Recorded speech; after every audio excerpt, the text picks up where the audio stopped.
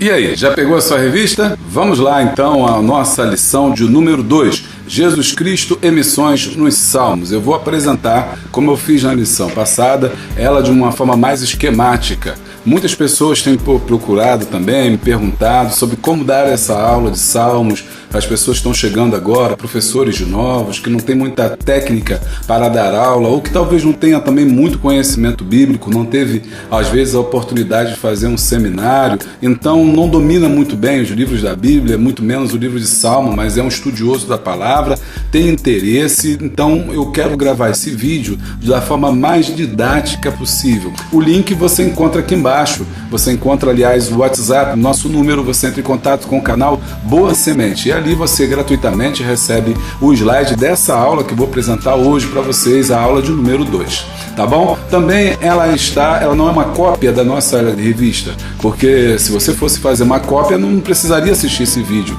você já tem a sua revista, você estuda a sua revista e lê a Bíblia, por isso eu procuro trazer mais conteúdos para você, por isso que eu procuro aprofundar os temas para que você tenha mais subsídio, pois o professor não pode entrar em sala de aula despreparado ou sabendo o quanto o aluno sabe. Se ele é professor, ele precisa saber mais, não no sentido de saber intelectual, de ser uma pessoa sábia, poderosa no conhecimento, mas que uma pessoa que estudou, que buscou, que pesquisou e que mesmo que não saiba, vai procurar as respostas. É esse o meu trabalho aqui, é dar essa ferramenta para os professores de EBD. Mas também eu procuro fazer de uma forma tão didática que a mesma pessoa que não é professor de EBD vai conseguir entender a lição de número 2 e mais, vai estudar o livro de Salmos. Vamos lá?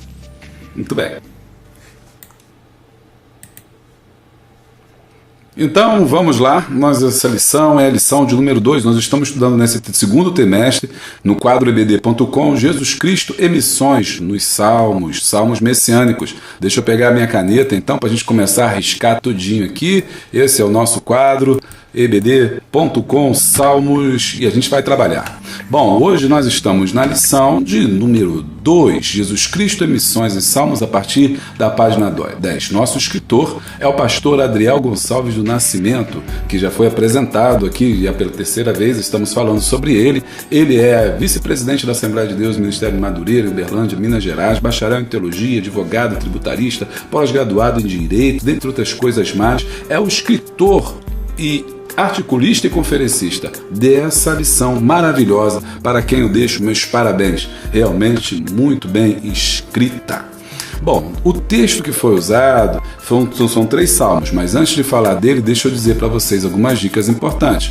Nosso texto áureo. Deus meu, por que me desamparastes? Por que te alongas das palavras do meu bramido e não me auxilias? Salmo 22, conhecido como Salmo messiânico. E a gente vai explicar aqui por que é chamado de Salmo messiânico. A gente vai falar sobre isso aqui e você vai entender. Verdade aplicada, os salmos também testificam acerca de Jesus Cristo, sua obra e o plano divino de alcançar os povos para que todos o adorem. Objetivos dessa lição são 3, como você sabe, são sempre 3 e você tem que verificar se você conseguiu alcançar cada um desses objetivos. O primeiro é compreender as mensagens proféticas sobre o Messias.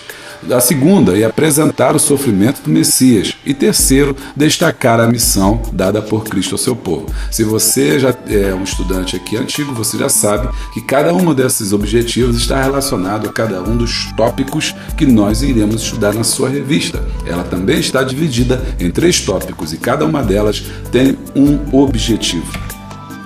Inclusive, agora ficou mais fácil, porque ao final de cada objetivo tem a parte dizendo eu ensinei que, né? E quem é de aluno, a revista de aluno, está escrito lá eu aprendi que. E é bom que faz um resumo sobre o trabalho que está sendo, sobre a exposição que você fez. No nosso texto base, nós temos 3 textos. O primeiro é o Salmo 2, do 1 ao 3.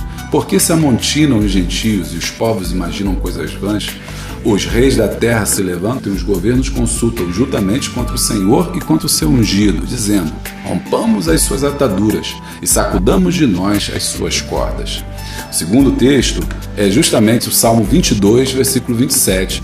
Todos os limites da terra se lembrarão e se converterão ao Senhor, e todas as famílias das nações adorarão perante a tua face. E o terceiro texto é Salmo 110, versículo 1. Disse o Senhor ao meu Senhor: assenta-te à minha mão direita, até que ponha os teus inimigos por escabelo dos teus pés. Vamos fazer um raio-x aqui da lição? Eu gosto sempre de trabalhar, é uma boa dica a gente entender os três textos. Aqui também tem uma questão muito interessante. Cada um desses salmos ele colocou em um tópico.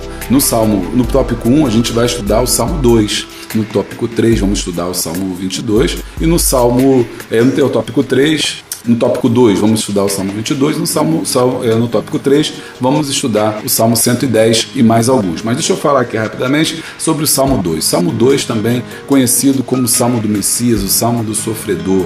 Um salmo importantíssimo, interessantíssimo. Ele fala justamente sobre o Messias e é chamado de messiânico por motivos claros, porque aponta para a divindade de Cristo ou para o fato de Cristo ser o Messias. O Salmo 22, versículo 7, fala justamente do sofrimento do Messias, mas também fala sobre a vitória do Messias. E no Salmo 110 vai falar sobre a glória do Messias. Então você tem o sofrimento do Messias, o trabalho do Messias e a glória do Messias.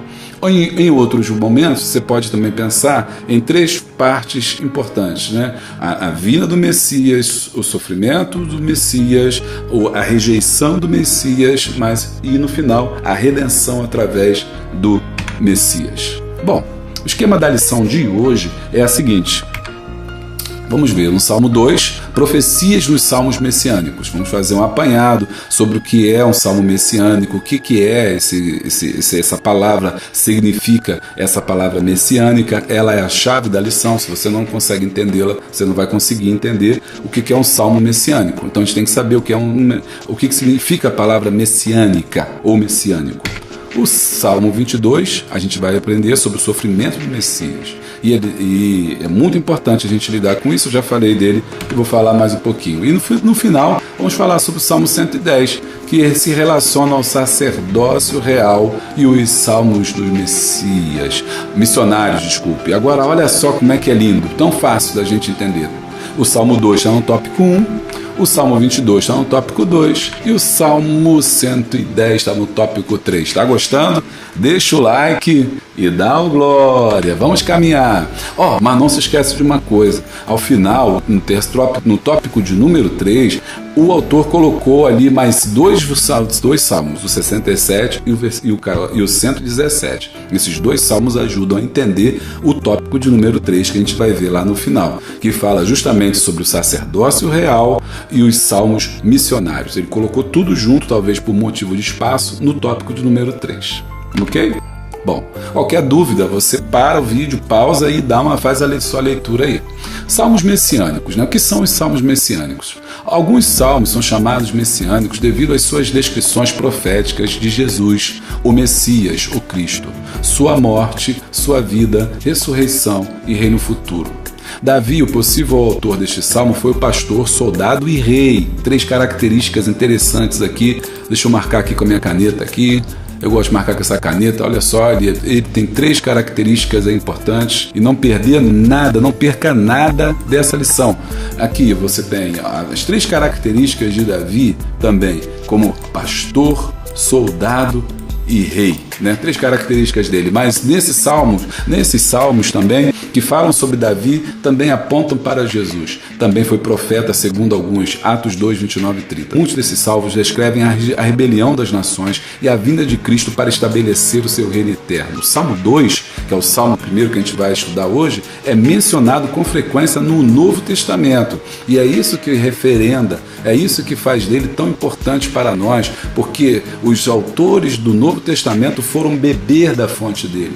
Atos dos Apóstolos, capítulo 4, 25 e 26, escrito por Lucas, ele vai relatar uma frase, um texto ou um argumento de Pedro no seu discurso, retomando o Salmo de número 2, dizendo que o Salmo número 2 se aplica justamente a Jesus, a sua vida, e portanto ele é o Messias. Você tem isso em Atos, capítulo de número 4, 25, Atos 13, 33. Você tem em Hebreus do 1 ao 5, você tem Hebreus 5:5 e no final você tem Apocalipse 2:26 e 27, Apocalipse 12:5 e Apocalipse 19:15.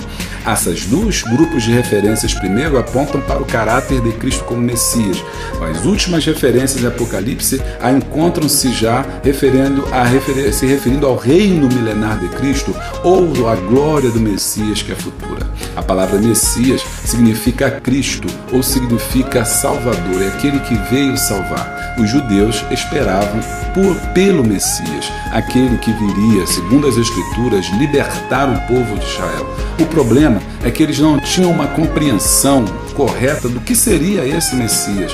E apesar de terem escrituras, apesar de terem textos, eles não entenderam quando Jesus surgiu em carne que ele era o Messias e que era dele que as escrituras testificavam.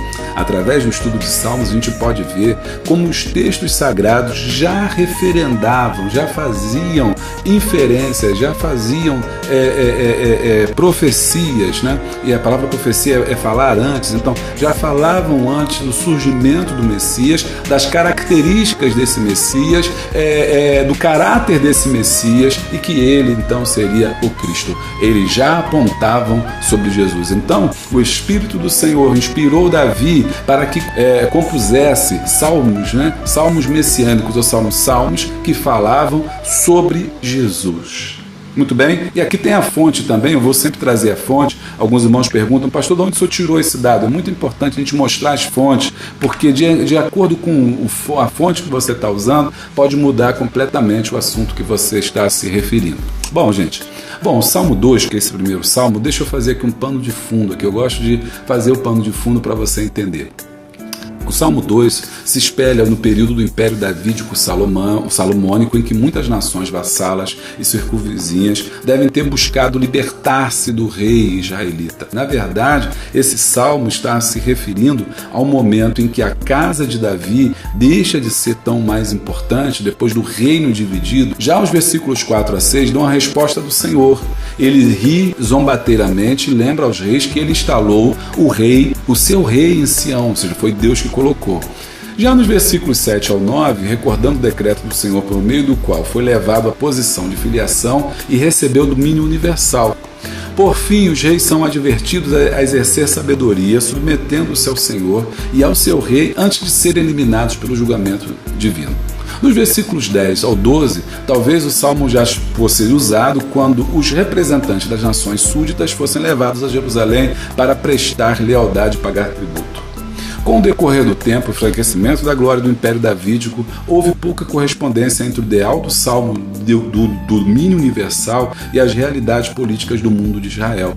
Israel teve de esperar um rei futuro, por meio de quem o ideal seria cumprido. No progresso da história e revelação, Jesus emergiu como esse rei. Importante é você entender que esse salmo, ele tanto se aplica a Davi, como ele também se aplica a Jesus. Davi aqui, ele representa um tipo de Cristo. O que é um tipo? É uma figura que aponta para outra que virá depois. Então ele tem as características dessa outra personagem que virá depois, ele passa por situações semelhantes dessa outra pessoa que virá depois, para que através dela você possa compreender, né, esse sistema, essa outra figura que virá depois. Então, Davi é o tipo de Cristo. Então, em alguns momentos os salmos falam de Davi referindo-se a ele, e em alguns momentos ele, apesar de falar de Davi, não é dele que o salmo está falando, mas está falando de Jesus. Olha, observe bem o texto aqui,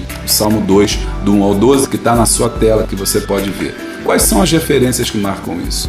Atos 13:33 vai falar, como também está escrito no Salmo 2, meu filho és tu, hoje te gerei. Esse termo aqui, hoje te gerei, né, não pode estar se referindo a Davi, porque Davi não foi gerado por Jesus, por Deus. O único que foi gerado foi Jesus. Portanto, quando ele fala que foi gerado, que hoje te gerei, né, ele está dizendo justamente que esse salmo, nessa parte aqui, ó, vou grifar aqui para você, está se referindo a Jesus. É por isso que esse salmo é um salmo messiânico. E aí ele diz: pede-me e eu te darei as nações por herança. Aqui, ó, a referência legal que eu trouxe aqui para você, Hebreus 1, 5 ao 6, que eu falei lá no começo, mas agora a gente vai ver tudo mais devagar. Porque a qual dos anjos disse: jamais tu és meu filho, hoje te gerei, e outra vez eu lhe serei por pai, e ele me será por filho? E quando outra vez introduz-no o mundo primogênito, diz: todos os anjos de Deus o adorem. Esse texto está referenciado ao Messias. Apocalipse 19, aqui você tem Apocalipse 11, 15, tocou o sétimo anjo a trombeta e houve no céu grandes vozes e diziam: os reinos do mundo vieram a ser do nosso Senhor e do seu Cristo, e ele reinará para todos sempre. Aleluia! Então aqui, esse salmo, ele aponta também para o futuro, para o Apocalipse, para um momento em que esse salmo se cumprirá. Então ele ainda não se cumpriu, por isso ele é messiânico. Ele aponta para a vinda de Jesus, ele aponta para a vida de Jesus terrena, mas aponta também para o senhorio de Cristo, para o Senhor como Rei. Por isso, aqui diz o versículo 9: tu os esmigalharás com uma vara de ferro, tu os despedaçarás como um vaso de oleiro. Tá entendendo? Tá gostando? Deixa o like. Apocalipse 2, 26, 27. Ao que vencer e guardar até o fim as minhas obras, eu lhe darei poder sobre as nações, e com vara de ferro as regerá, e serão quebradas como vasos de oleiro, como também recebi de meu Pai. Aqui é o reinado do Filho de Deus. Que coisa linda! Como é que a Bíblia está conectada? O livro de Apocalipse, escrito por João, por cerca do lado do ano 90 depois de Cristo, em uma conexão tremenda com os livros de Salmos ali, que já apontava para esse senhorio de Cristo Jesus. Então, aqui no número 1, a gente tem profecias nos Salmos messiânicos, e aí se divide em 3 subtópicos importantes. A gente vê quais são esses 3 subtópicos aqui que a gente tem. A gente tem o primeiro, que é a revolta do povo contra o ungido de Deus. Segundo, o triunfo do Filho de Deus. E terceiro, o reinado do Filho de Deus. Aqui a gente vê primeiro a revolta do povo contra o ungido de Deus. E aí ele pegou o Salmo 2, versículo 2 e 3, aliás, 1, 2 e 3. Porque se amotinam as nações e os povos imaginam coisas vãs, os reis da terra se levantam e os príncipes se juntos se comunam contra o Senhor e contra o seu ungido, dizendo: rompamos as suas ataduras e sacudamos de nós as suas cordas. E aqui ele faz uma aplicação à vida de Cristo, embora outros autores já apontem sobre um período em que Israel passa por crise, como eu falei lá atrás. De qualquer forma, as duas interpretações são cabíveis, tá? E quando se dá o cumprimento disso, segundo a revista? Em Mateus 27, 46, e perto da hora nona exclamou Jesus em voz alta: Eli, Eli, labactani, Deus meu, por que me desamparaste? Agora, no subtópico, o triunfo do Filho de Deus e o reinado do Filho do Homem, a gente pega o mesmo salmo e tem os versículos 6, 7, 8 e 9. Eu, porém, ungi o meu rei, observe o rei com letra maiúscula, sobre o meu santo monte, Sião, lugar de santidade. Recitarei o decreto: o Senhor me disse, tu és o meu filho, e hoje te gerei. Aqui você vê 2 senhores aqui, ó.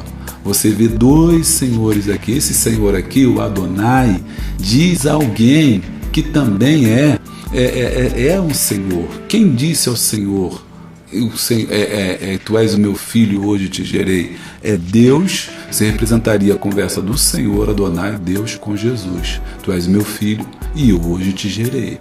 Pede-me e te darei as nações por herança e os confins da terra por tua possessão. Tu os esmigalharás como uma vara de ferro, tu o despedaçarás como um vaso de oleiro. Aqui o seu cumprimento vai ser lá no final, Apocalipse 11:15. E tocou o sétimo anjo a trombeta, e houve no céu grandes vozes que diziam: os reinos do mundo vieram a ser do nosso Senhor e do seu Cristo, e ele reinará para todo sempre. Aleluia! O sofrimento do Messias é descrito nesse primeiro capítulo. Ainda nós podemos falar sobre a zombaria e o desprezo. Agora estamos nós no sofrimento do Messias, falando do tópico de número 2. a zombaria, e pode ser feita, pode ser observada aqui em 3 subtópicos: sujeição ao abandono, zombaria e desprezo, e o sofrimento não lhe pôde impedir de cumprir. E aí ele diz, Salmo 22, 6 ao 8, mas eu sou verme e não homem, opróbrio dos homens e desprezo do povo. Todos que me veem zombam de mim, estendem os lábios e maneiam a cabeça, dizendo, confiou no Senhor, que o livre-o, pois nele tem prazer.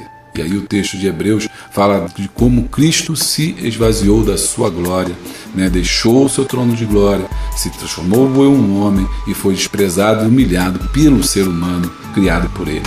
Nada deixou que ele não seja sujeito, mas agora ainda não vemos que todas as coisas lhe estejam sujeitas. Vemos, porém, coroado de glória e de honra, aquele Jesus que fora feito um pouco menor do que os anjos, por causa da paixão da morte, para que pela graça de Deus provasse a morte por todos.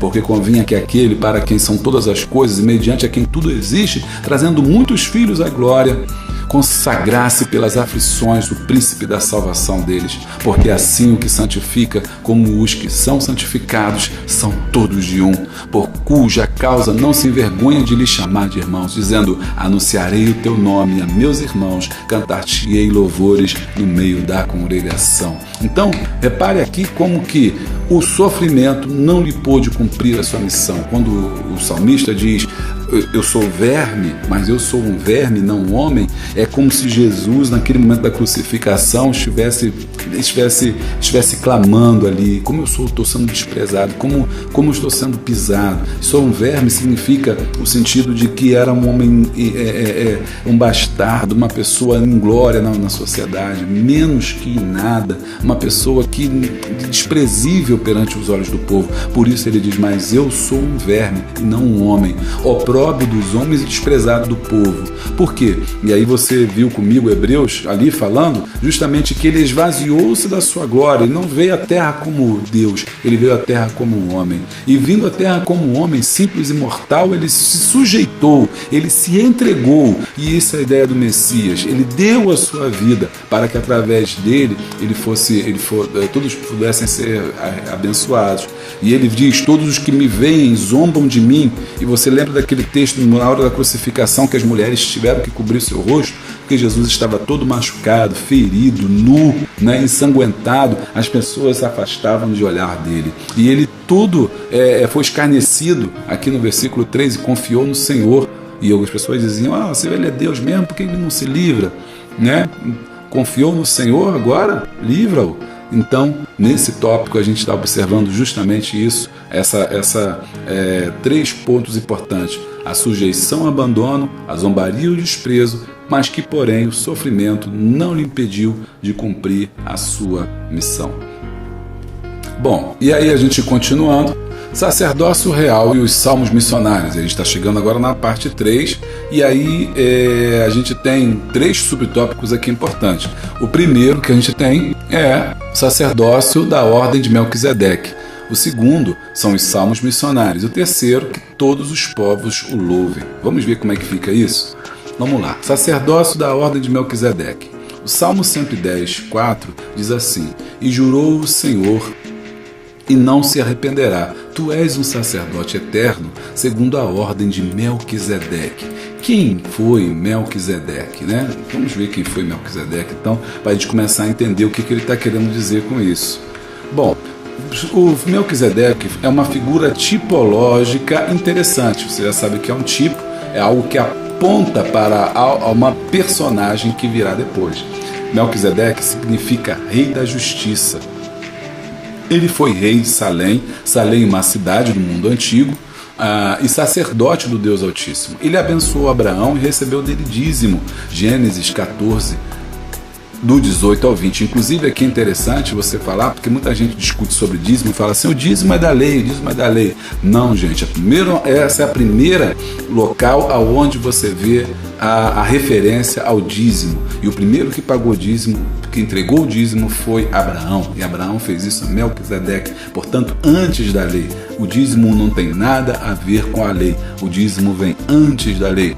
Antes de a lei ser estabelecida, já tinha Abraão vê em Melquisedeque, reconhece em Melquisedeque a sua autoridade. Por quê? Melquisedeque tem um sacerdócio que não é um sacerdócio como outro qualquer. É um homem cujo qual não tem origem, é um homem cujo qual você também não tem fim. E Jesus agora vai ser esse sacerdote, esse sumo sacerdote. Por quê? Porque Cristo vem a ser Cristo, rei e sacerdote. Ele amálgama em sua figura toda essa divindade, toda esse poderio representado já no Antigo Testamento por Melquisedeque.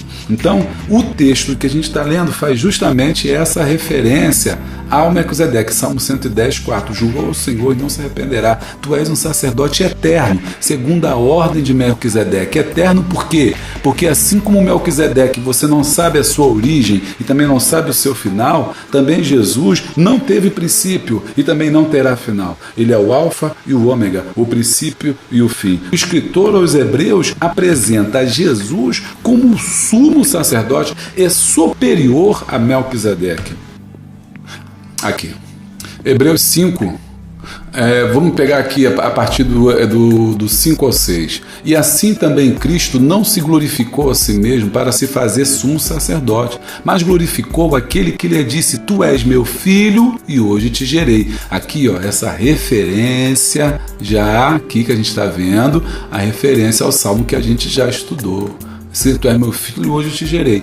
Como também diz no outro lugar, ou seja, em outro salmo, em outro texto, tu és sacerdote eternamente. Foi o salmo que a gente acabou de ler. Segundo a ordem de Melquisedeque, o qual, nos dias da sua carne, oferecendo com grande clamor e lágrimas, orações e súplicas ao que podia livrar da morte, foi ouvido quanto ao que temia.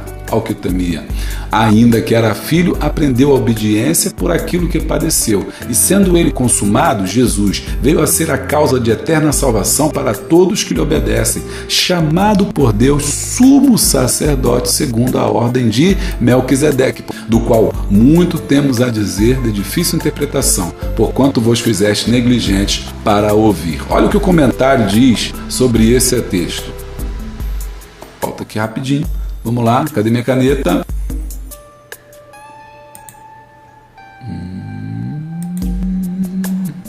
Vamos lá. E aí, como é que a gente vê isso? O outro termo também, agora vamos estudar os salmos missionários. Salmo 67, do 1 ao 7, salmo cântico para o cantor mor, sobre Negnote. Deus, tenha misericórdia de nós, nos abençoe, faça resplandecer o seu rosto sobre nós. Selá, que significa pausa. Lembra? Já estudou? Vimos na lição de número 1, né? Para que se conheça na terra o teu caminho e em todas as nações a tua salvação.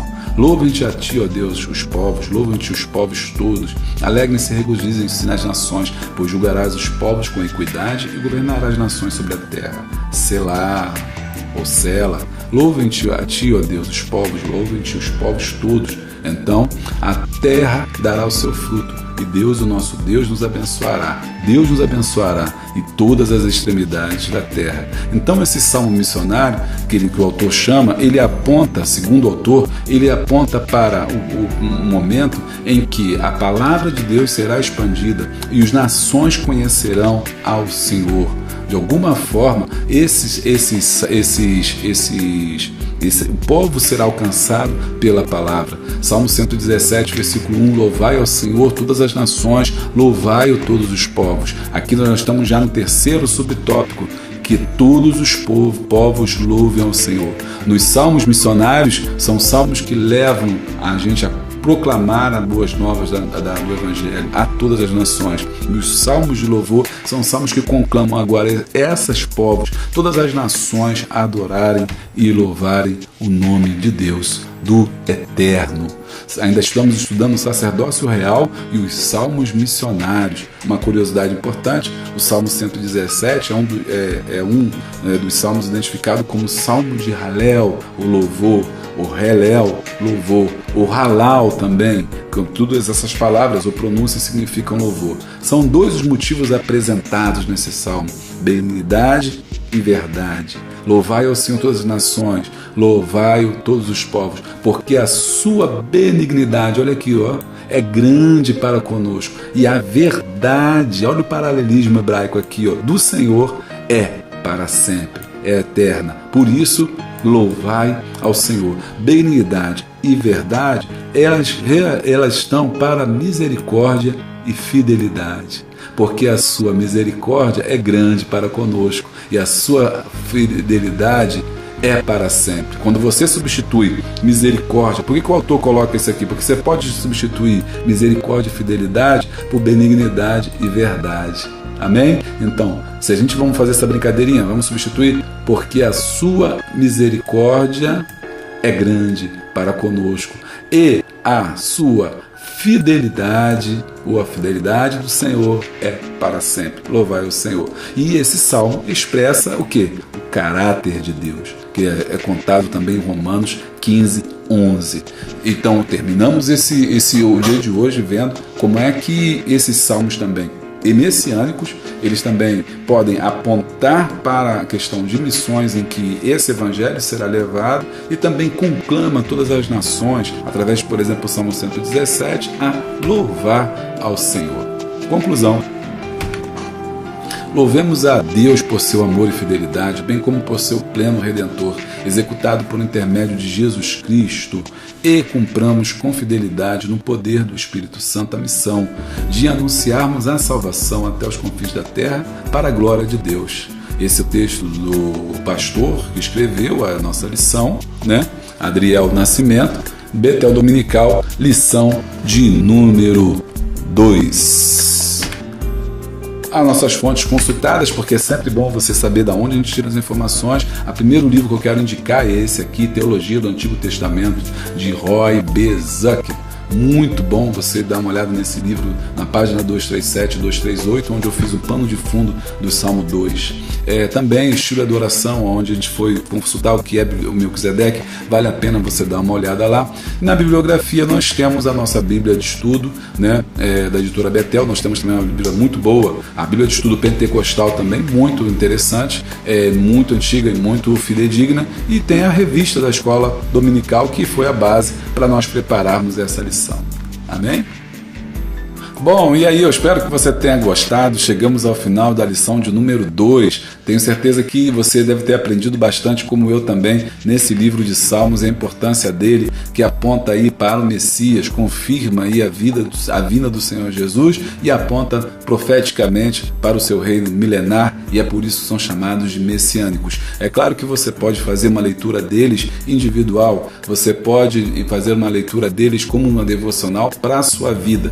Também não está errado quando você pega um desses salmos e aplica para si ou para uma situação como você está vivendo, como você diz, Deus meu, por que me desamparaste? Como o salmista usou, se referindo a si, você também pode usar para você, mas é bom saber que ele também aponta para as características vindouras do Messias.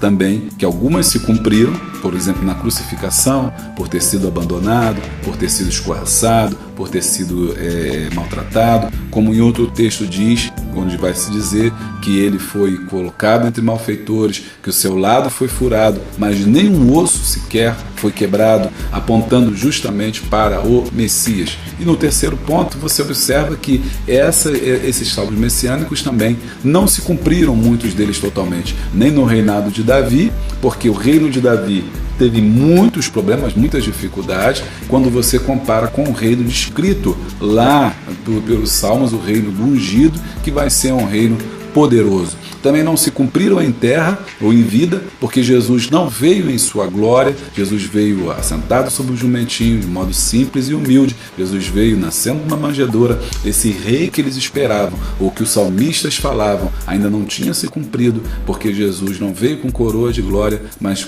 usou uma coroa de espinho.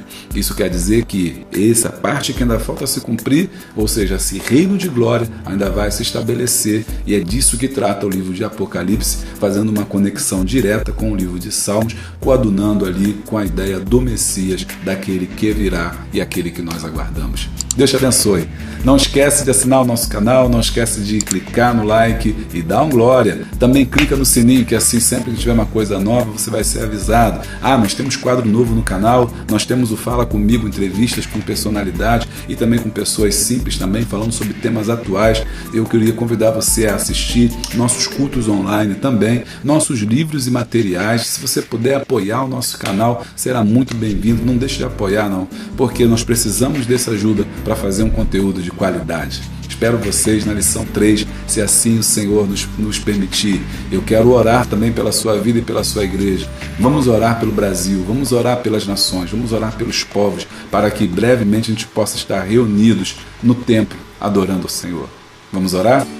Senhor, nosso Deus, nosso Pai, nós te pedimos, Senhor, que Tu venha cessar, ó Deus, essa praga, Senhor Deus, ó Pai, essa doença que tem matado, que tem ceifado tantas vidas. Senhor, repreenda isso, joga por terra, Senhor, cura as enfermidades, abençoa a nossa liderança, abençoa, Senhor, os nossos dirigentes, abençoa os médicos, cientistas, pesquisadores que estão se empenhando, enfermeiras, enfermeiros, pessoas da saúde que estão na linha de frente, pessoas das forças auxiliares, enfim, Senhor, que têm trabalhado, buscado para tentar, Senhor Deus, ó Pai, uma cura, uma solução. Quero te pedir pelas pessoas que estão enfermas, pelas pessoas que estão numa UTI, numa CTI, as pessoas que estão em casa, num quadro de isolamento, meu Deus, tenha misericórdia. As pessoas que faleceram, ou seja, as pessoas cujas quais as famílias, ó Pai, têm um ente querido que faleceu. Senhor, conforta esses corações, dá graça e dá força, une a nossa nação, joga a barreira, essa divisão, Senhor, de dominação, essa divisão política, essa divisão demoníaca, Senhor, tira, nos dá uma unidade em Ti. É o que nós te pedimos e te agradecemos em nome de Jesus. Amém. Amém. Deus te abençoe. Até a próxima.